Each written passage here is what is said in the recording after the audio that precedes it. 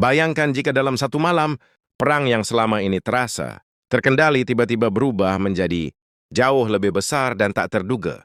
Iran kembali membuka babak baru dengan skala yang meningkat tajam. Dalam gelombang ke-77 Operasi Janji Sejati 4, rudal Khaybar Shekan, Zulfaqar, dan drone peledak tidak hanya menghantam Israel, tetapi dua pikalat militer Amerika di Kuwait, Arab Saudi, dan Uni Emirat Arab.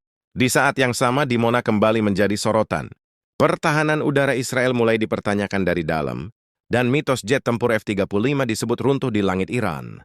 Pertanyaannya kini bukan lagi apakah konflik ini akan meluas, tetapi apakah perang ini sudah memasuki fase ketika Israel, Amerika, dan seluruh jaringan militernya di kawasan mulai benar-benar kehilangan perlindungan.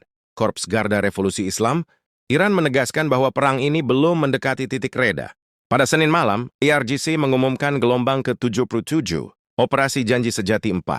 Fase baru yang menunjukkan bahwa Iran masih mampu menyerang dalam skala luas, tempo tinggi, dan dengan sasaran berlapis.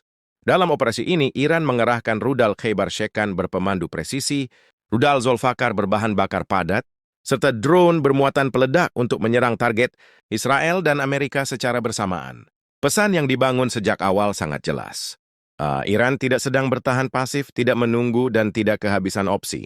Memasuki minggu keempat perang, Teheran ingin menunjukkan bahwa mereka masih mampu membuka fase yang lebih agresif. Menurut pernyataan resmi IRGC, gelombang terbaru menghantam target di utara, tengah, dan selatan wilayah pendudukan. Iran menekankan penggunaan rudal super, berat berpemandu presisi serta drone, serang untuk menghantam dari berbagai arah. Ini bukan hanya soal daya ledak, tetapi juga pesan psikologis bahwa mereka masih memiliki senjata yang mampu menembus pertahanan lawan dan mengenai titik-titik sensitif. Dalam perang seperti ini, ketepatan sama pentingnya dengan jumlah. Ancaman meningkat karena sasaran tidak berhenti di Israel.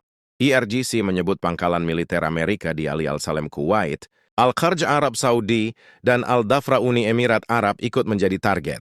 Untuk ini, Iran menggunakan rudal Zulfaqar dan drone kamikaze. Artinya konflik ini tidak lagi terbatas antara Iran dan Israel, jaringan militer, dan Amerika di kawasan kini berada dalam lingkaran ancaman langsung. Iran menyebut operasi ini berhasil penuh.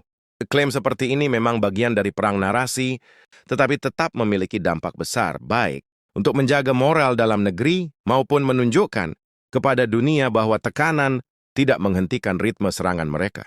IRGC juga menanggapi pernyataan Donald Trump yang mengklaim adanya jeda 5 hari dalam rencana serangan terhadap situs energi Iran. Teheran menyebut sikap itu kontradiktif dan tidak akan mengalihkan mereka dari jalur pembalasan, bahkan menyebut operasi psikologis semacam itu mulai usang.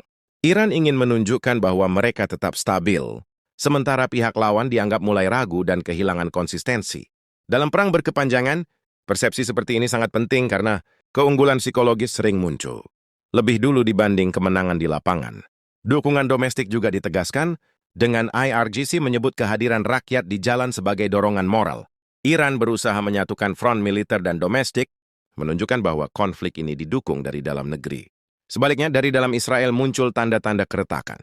Hillel Bayton Rosen, koresponden Military Channel 14, secara terbuka mengkritik kinerja pertahanan udara Israel yang dinilai gagal menghadapi serangan rudal Iran. Kritik ini muncul setelah rudal berhasil menembus sistem pertahanan dan menghantam Dimona serta Arad. Fakta bahwa kritik datang dari dalam negeri memberi bobot lebih besar.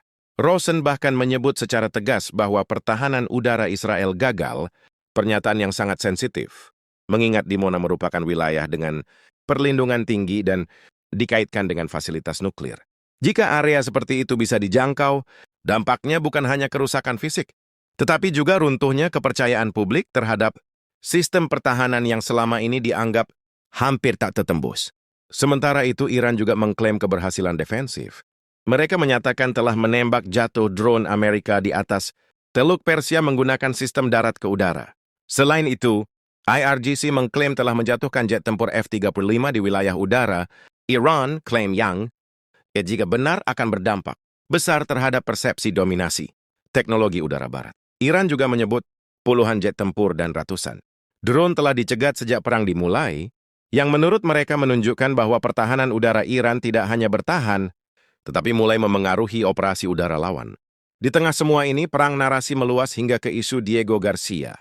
Iran membantah menargetkan pangkalan RSN Inggris di sana dan menyebut tuduhan tersebut sebagai operasi bendera palsu. Isu ini penting karena menyangkut kemungkinan jangkauan rudal hingga 4.000 km, meski Iran sebelumnya menyatakan membatasi jangkauan di bawah 2.000 km. Jika seluruh perkembangan ini dirangkai, polanya semakin jelas. Gelombang ke-77 menunjukkan kapasitas serangan Iran yang luas dan berlapis. Israel dan pangkalan Al-Essan di kawasan menjadi sasaran. Sementara dari dalam Israel sendiri muncul keraguan terhadap pertahanan udara. Di langit Iran, drone AS dijatuhkan, F-35 disebut tidak lagi kebal, dan ritme operasi udara lawan diklaim menurun.